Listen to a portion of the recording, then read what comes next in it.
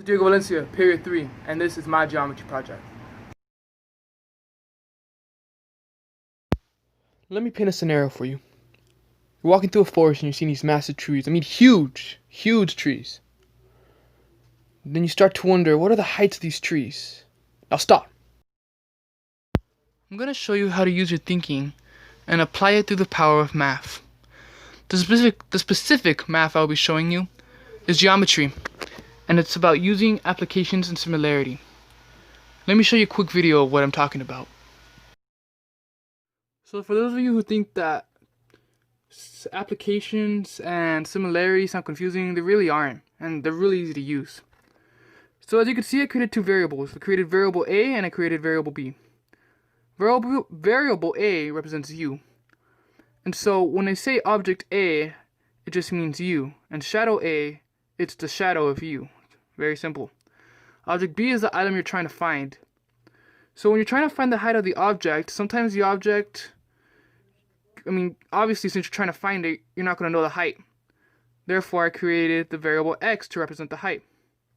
And so what you're going to do is you're going to measure your own height, you're going to measure your shadow, and then you're going to measure the shadow of the item you're trying to find. That's the beginning of using applications of similarity for geometry. So with that in mind, I had to go find the height of my first object. And let's just say I definitely lived up to the saying, go big or go home. I decided to measure the light post of my local baseball park.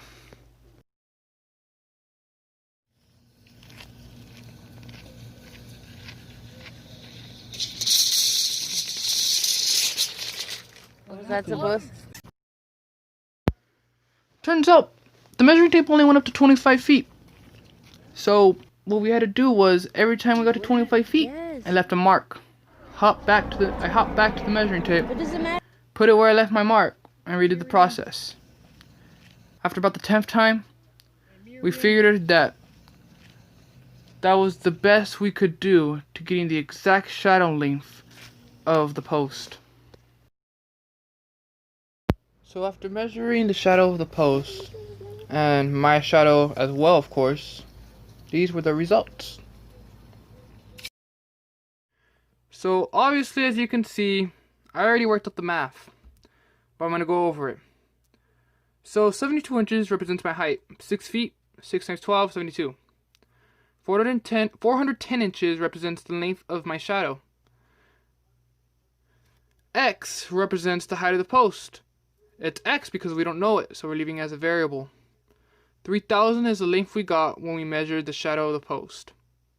This is all in terms of inches. So we have two proportions. What do we do with these two proportions when they're equal to each other? Well, we cross multiply. Go back in, there you go.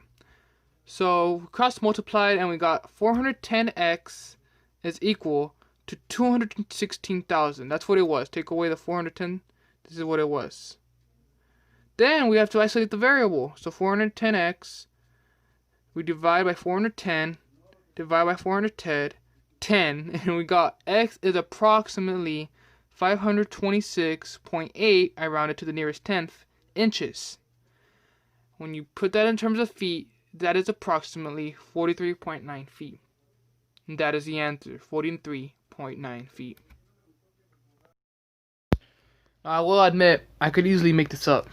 And I can't think of anyone that would actually check, besides my dad, how tall the post actually is. But I decided to do another measurement. And the difference between the second item I'm measuring is that I can actually figure out what the height is, because it's not taller than me.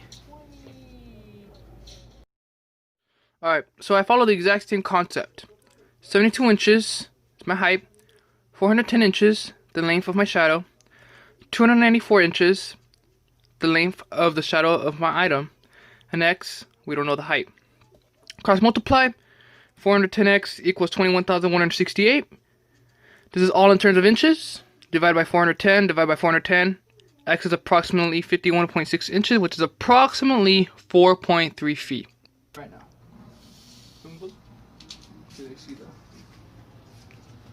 See, it's about 4 feet 2 inches.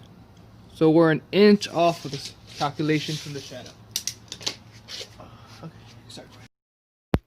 So as you can see, this process of systems and applications, it's pretty simple and it's pretty accurate as well. I was only an inch off from the shadow length, from just using the shadows I mean. And for the post, maybe I'm a couple inches off, even a couple feet. But not more than like 5 feet maybe. So I hope you enjoyed. And I'm gonna have a special thanks list right now for all the people in my family. Well, everyone in my family helped, but the people that you could see that were behind the scenes or even in the scenes.